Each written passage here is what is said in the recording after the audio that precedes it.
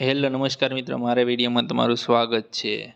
BJP વિશે જે call recording બહાર પડ્યું છે તે સાચું છે કે ખોટું છે એ ખબર નથી, પણ તમને સંભળાવું છું. જો તમને આ ભાઈ બોલી રહ્યા છે સાચું લાગે છે કે ખોટું છે તે કોમેન્ટ કરીને જરૂરથી જણાવજો. આવા જ નવા વિડીયો જોવા માટે તો ચાલો આજે નવું કોલ રેકોર્ડિંગ આપણે સાંભળીએ. જે આ ભાઈ બોલી રહ્યા છે તે સાચું છે કે ખોટું છે કોમેન્ટ કરીને જરૂરથી જણાવજો. હાલો, હા હા, બોલો બોલો. ક્યાં છો તાળા સાહેબ? ઓફિસે જ હોય ને ભાઈ.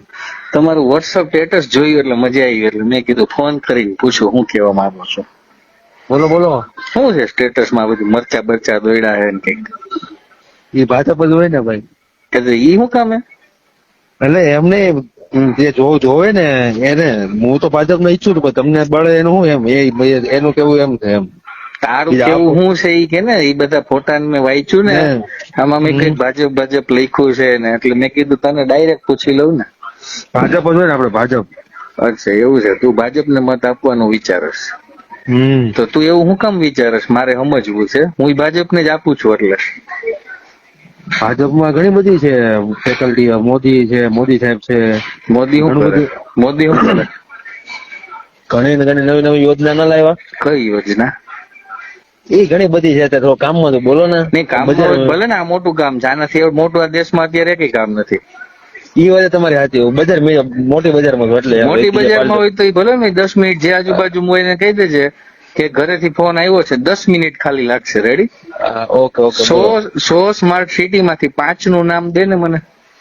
હું જે 100 સ્માર્ટ સિટી ની વાત કરી હતી 2014 માં એ ભાઈએ, તો એમાંથી મને કોઈ પણ 5 સ્માર્ટ સિટી નું નામ દે. સુરત, અમદાવાદ. બરોબર. સ્માર્ટ સિટી બનાવી લીધા એને. આ તો એ પેદા નતો થયો, એ પેલા ને આપણે અહીંયા રહી છીએ ને. એને એવું કીધું હતું હું 100 સ્માર્ટ સિટી નવા બનાવીશ અલગ. ધોલેરા ને જે સર બનાવવાનું છે ને એવા 100 સ્માર્ટ સિટી. તો એવા 100 સ્માર્ટ સિટી માંથી કોઈ પણ 5 ના નામ આપ તારી પાસે હોય તો. છે? ના, નથી. નથી ને? પછી એને એવું કીધું હતું બુલેટ ટ્રેન બનાવશું. તો ભારતમાં અત્યારે બુલેટ ટ્રેન 2014 માં એને આપણે કીધું હતું કે હું બુલેટ ટ્રેન લઈ આવીશ. આજે 2014 માં એને કીધું હતું ને, હવે 2022 ચાલે છે. ભારતમાં ક્યાંથી ક્યાં સુધી બુલેટ ટ્રેન ચાલે છે મને કે? અત્યારે ચાલુ છે વર્કિંગ. બુલેટ ટ્રેન ક્યાં ચાલે છે? એમ કે 8 વર્ષથી આપણે એને બેહાડ્યો જ નહીં. આ સ્પષ્ટ બહુમતીથી બેહાડ્યો છે. 8 વર્ષ પહેલા એને આપણે 9 વર્ષ પહેલા એને કીધું હતું 2013 માં, એટલે આપણે એને 2014 માં ત્યાં મોકલો. બરાબર? બહુમતીથી કે એને કોઈને પૂછવું જ ન પડે. હવે તું મને એમ કે 8 વર્ષમાં એક જગ્યાએ કે ભાઈ ધોરાજી થી ઉપલેટાની વચ્ચે 15 કિલોમીટર માં ચાલી, જાજા કિલોમીટર ની. રેડી ને? તો આપણે 8 વર્ષ વયા ગયા ને. હવે આપણે કોરોનામાં કાલે વયા ગયા હોત તો બુલેટ ટ્રેન નો મત તો આપણે દઈ દીધો, તો આપણે ટ્રેન જોયા વગર જઈ. સમજાયું તને? પછી એવું કે છે કે દુનિયા સાથે સારો વ્યવહાર છે. તો અમેરિકામાં જો બાઇડને કેમ શપથવિધિમાં ન બોલાવ્યા? એટલો બધો સારો વ્યવહાર હોય તો જો બાઇડન ની શપથવિધિમાં આ ભાઈને નહોતા બોલાવ્યા. સ્માર્ટ સિટીમાં કોઈએ મકાન લીધું હોય મને દસ્તાવેજ બતાવો. બુલેટ ટ્રેનમાં કોઈ સફર કર્યો હોય મને ટિકિટ નો ફોટો બતાવો. રેડી? રોડ રસ્તા પર ખાડા ને એમાં રોદા તારે મારે ખાવાના. વરાછાના ધારાસભ્ય જે છે એના ઘરના ગેટની સામે જે રસ્તો છે ને મિની બજાર થી લઈને હીરાનગર સુધીનો, એમાં તું ગાડી હાકીને જોજે, સરકારી સ્પીડે હાકજે 40 ની સ્પીડે. હીરાનગર થી મિની બજાર તને પેટમાં દુખવા મળશે એવડા થીગડા માર્યા છે. રોડ છે જ નથી એવું નહીં, એમાં ગાબડા છે ને થીગડા માર્યા છે. ધારાસભ્યના ઘરની સામે આવી હાલત છે. પછી આ તમારે ઘરમાં તમે કઈક 5-6 સભ્યો છો ને, એટલે તમારે વર્ષે તેલના ડબ્બા 6 જોતા હશે. રેડી? બરાબર ને? 5 થી 7 જોતા હોય, આપણે 6 ગણીએ, 3000 રૂપિયાનો ભાવ છે. 18,000 રૂપિયા થયા. તારો પગાર કેટલો છે? ઘરનું છે ને. હા, ઘરનું છે. 21,000. હાલો ને, 21,000 લઈ લેવાના. હા, તો તારો 21,000 પગાર છે, એમાંથી 18,000 તો તેલમાં વહી જાય.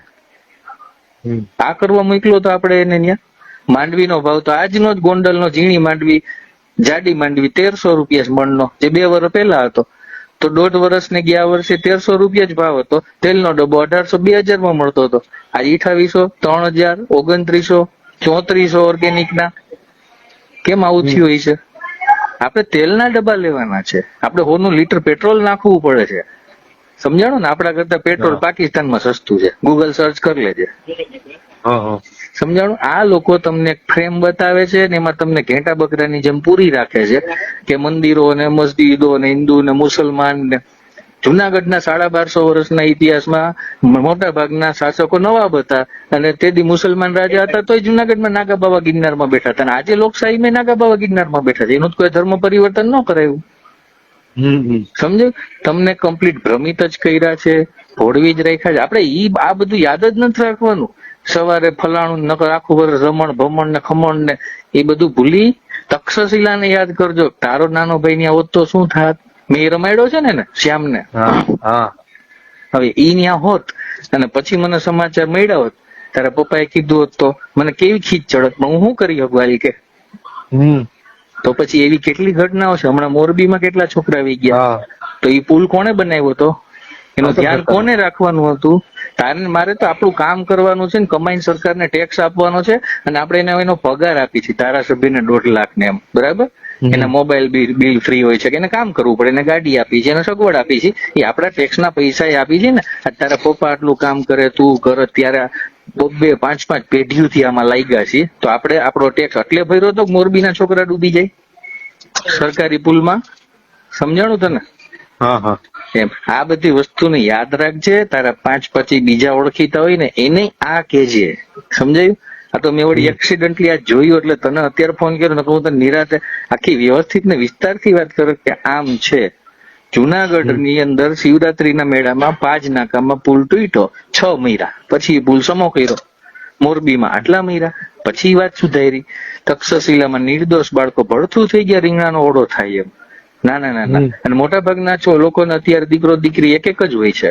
એ કેવી અંદર પીડા થઈ હશે? આટલા કરોડનું બજેટ છે મ્યુનિસિપાલિટીનું, 4 માળની સીડી ન બનાવી શક્યા 30 વર્ષમાં તમે કે ફાયર સેફટી વાળા ત્યાં પહોંચી શકે? જે બંબા ગેટ કાપોદ્રા પોલીસ સ્ટેશન પાસે છે ત્યાંથી 4 મિનિટ થાય ફાયરની ગાડીને પહોંચતા. એ લોકો 4 મિનિટની જગ્યાએ 1.25 કલાક પછી પહોંચ્યા. ઓલા બધા મરી ગયા ને ત્યારે. તો આપણે વેરો હું એને મારી નાખવા માટે ભરીએ છીએ, પગાર તો પૂરો આપીએ છીએ. આવું આખું લિસ્ટ છે. રિંગ રોડ નો બ્રિજ પડે, બોપલ નો બ્રિજ પડે, નવો પુલ બનતો હોય, આમ થઈને ખાડાઓમાં 4 વ્હીલું ઘૂસી જાય. શું છે આ બધું? ટેક્સના પૈસાનું આજ કરવાનું છે ને એમ. આ બહુ લાંબુ છે, એટલે વિચારી અને બટન દબાવજો. ગાંડા નહીં થતા, દાંડલા હોતા કમળ ઉતારી ગયા છો, માથે પાણી પી લેજો એટલે નીકળી જાય. સમજાણું? હા, અમે ઈ જ કરતા હતા. હું અત્યારે કેટલું સરસ બોલું છું, હું આવી જ રીતે લોકોને હું 5000 મત ફેરવી નાખું બોલું ને ત્યારે. અને મેં કરાવ્યું છે. પણ ઈ લોકોએ જે વહીવટ કર્યા છે ને, હવે જો આમાં ધર્મગુરુઓને ઉતાર્યા છે ટિકિટો આપવા માટે, ગુંડાઓને ધર્મગુરુઓને. 2 મહિના પહેલા એક સંપ્રદાયની ખાસ સીડી આવતી, એટલે આપણને એમ થાય કે ઓહો ફલાણા સ્વામીની સીડી આવી, ફલાણા સ્વામી આમ બોલ્યા. આપણું ધ્યાન એમાં આવી જાય એટલે આપણું ધ્યાન તેલના ડબ્બામાંથી હટી જાય, આપણું ધ્યાન પેટ્રોલ માંથી હટી જાય, 1100 ના ગેસના બાટલામાંથી હટી જાય. રશિયા તો આપણે 30% સસ્તું પેટ્રોલ આપે છે, દુનિયાને જેટલું આપે છે એના કરતા. ક્રૂડ આપને સસ્તું આપે છે, તો પછી આપને શું કામ મોંઘું મળે છે? સૈનિકોને આંદોલન કરવા પડે છે 14 મુદ્દાઓને લઈને. હવે જે લડવા માટે બન્યા છે, જેને દેશની સેનામાં લડ્યા છે, કેટલા સ્ટાર હોય છે એના બોડી પર, એવા લોકોને પોતાના હક માટે રોડ ઉપર, ગાંધીનગરમાં રોડ ઉપર આંદોલન કરવાના? સૈનિકોને હક માટે લડવાનું હોય, દેશ માટે લડવાનું હોય. Soldier is a national asset. એ રાષ્ટ્રની સંપત્તિ, જેની કોઈ માગણી હોવી જ ન જોઈએ, એ પહેલા જ પૂરી થઈ જવી જોઈએ ને. આપણે સિપાહી શહીદ થઈ ત્યારે 1 લાખ રૂપિયા આપે છે, દિલ્હીમાં 1 કરોડ આપે છે. 6.5 કરોડ 7 કરોડની જનતા છે, એ બધાને 12 રૂપિયા ભાગમાં આવે. ઓલાને 1 કરોડ દેવા હોય ને તો. અને આઝાદી પછીથી 1972 પછીના યુદ્ધ પછીથી કંઈક અત્યાર સુધીમાં 56 છોકરા કે 57 છોકરા શહીદ થયા છે યુદ્ધમાં. તો આપણે 57 કરોડનો જ ખર્ચો થયો શહીદોને આપવા માટે. તો આ લોકો પાસે 57 કરોડ રૂપિયા શહીદો માટેના નથી, પણ 200 કરોડનું હેલિકોપ્ટર લેવા માટેના છે. મોરબી દુર્ઘટના બની તો જે પાણીમાં ડૂબ્યા હતા એને બચાવવા માટેની NDRF ની ટીમને બસમાં મોકલી અને મુખ્યમંત્રીને એ કઈક રાજનેતાઓ હેલિકોપ્ટરમાં ગયા. ઓલા ડૂબતા હોય એને બચાવવા માટે હેલિકોપ્ટરમાં ઓલાને મોકલવાના હોય કે બસમાં મોકલવાના હોય? અને જેને ખાલી ત્યાં જઈને જોવાનું જ છે ને પછી મીડિયાને સમાચાર આપવાના છે કે આવું અમે જોયું. જે પાણીના કે એના કઈ જાણકાર નથી એને તો નિરાતે બસમાં જઈ તો હાલે. તો ઈ હેલિકોપ્ટરમાં ગયા અને જે બચાવવા વાળા હતા એ બસમાં ગયા. એટલે આ એક અણઆવડત છે.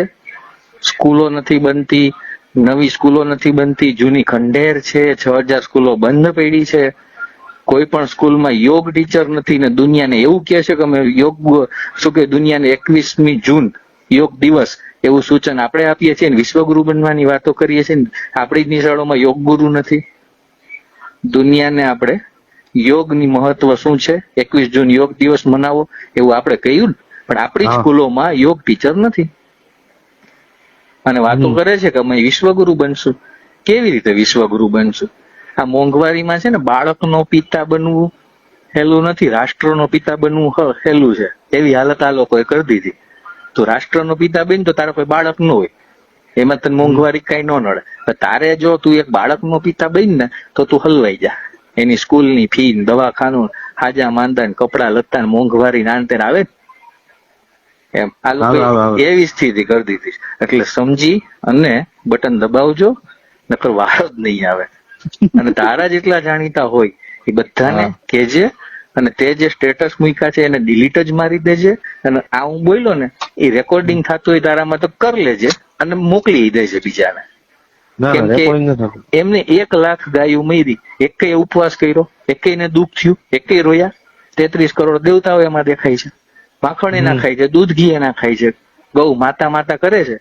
1 લાખ મરી ટોટલ. અને એ સરકારી આંકડા છે ને, ટીવીમાં આવે છે, આપણે જ નથી જોવા ગયા. અને પાછી દેશી જ મરી, ભેહો નો મરી, જર્સી નો મરી. તો વિચારવા જેવું છે ને. કેન્સરની દવા ગૌમૂત્ર છે એવું કહે છે. ગાયના ઘીમાં સોનું હોય છે, કિંમતી ઉપયોગી. કૃષ્ણ એમ ગાયના માખણ ખાધા ને ઘી ખાધા ને આવું કહે છે ને. 1 લાખ ગાયું મરી ગઈ. એક ભળનો દીકરો ધર્મગુરુ કે રાજકારણી બતાય મને કે એને એમ કહી દીધું હોય કે હવે હું છે ને ગૌશાળામાં વહી જાઉં છું અને ભલે હું મરી જાઉં ઉપવાસ કરીને, આ ગાયું નું પતે ને પછી જ બહાર આવીશ, એવો એક વટનો દીકરો બતાય. ભગતસિંહ જેવો છે કઈ? કોઈ નથી. એટલે આ લોકો રાજ રમત જ રમે છે ને તમારી હારે રમે છે. પેલા તમારા બાપા હારે રહીમાં, હવે તમારી હારે. આમાં હે ને સોફ્ટવેર નાખી દીધા શું ફરવા એમ. એટલે આમાંથી બહાર નીકળી જાજે, સમજી જાજે.